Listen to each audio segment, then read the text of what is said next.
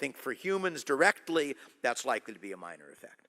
But my basic point here is that we are likely to have both good and bad effects from climate change.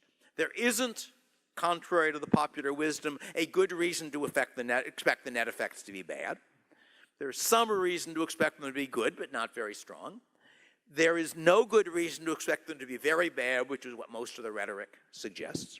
If you're worried about sea level rise, by the way, there's a nice web page that lets you zoom in on any part of the globe and see the effect of any amount of sea level rise. And it turns out that at a meter, which is what the IPCC's high estimate is for the end of this century, the effect is invisible almost everywhere. Because, roughly speaking, a meter of sea level rise shifts the coast in by about 100 meters. And if you think about 100 meters on a map, that's essentially invisible. Few places where that's not true, where you've got very low-lying places, but that's the rule. Final summary. Why shouldn't we make bad arguments? The first reason is that honesty is itself a good, that we ought to care, I think, at least in my value system, whether we tell the truth or not.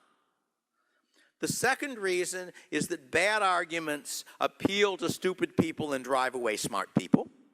That if the basic arguments for your cause are ones which somebody who really thinks about it can see are wrong, he will say, look, those libertarians are stupid people, or maybe they're demagogues. Why should I believe them? And we want especially to attract smart people because they're more likely to have the effects on other people and on the world in general. So the argument I'm making in all of these three cases is that there's a nice simple argument we like to hit the opposition over the head with, and it's wrong. Because it's wrong, we shouldn't make it, and we should instead develop, since our conclusions I still think are right, we should develop more sophisticated arguments that we can really defend against a competent opponent on all three of these issues. On the question of rights, where I think rights matter. I'm not, pace various people's claim, a utilitarian. I'm not willing to say anything that increases human happiness is good, but I think increasing human happiness is a desirable thing to do. And if a tiny violation of rights will cause a big increase in human happiness, I'm probably for it. If a large violation of rights causes a small increase in human happiness, I'm against it. And it would be nice if I had a nice mathematical formula to tell you how to do it, but I don't. And all I can say is neither does anybody else, but some of them think they do. Thank you. If you want to ask a question, stand up so that they can give you a mic. We have a couple of minutes only.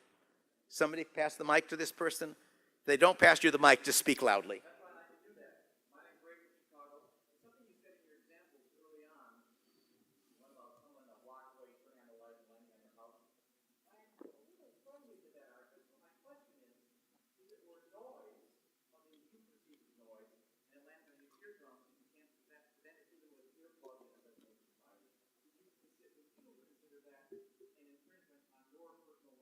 Depends how much noise. The fact that it's possible to hear it is not sufficient evidence. If it's the kind of level of noise that you can't hear yourself speak, then if you happen to be in a bar flirting with a member of the opposite sex, this may be a benefit. I've never figured out why people feel that way, but they apparently do. But in your own house, it's a definite detriment, and then it might indeed be actionable. And if you think about the actual way in which the law, common law, traditional law, treats this kind of issue, one of the patterns is the idea of moving to the nuisance. Moving to the nuisance.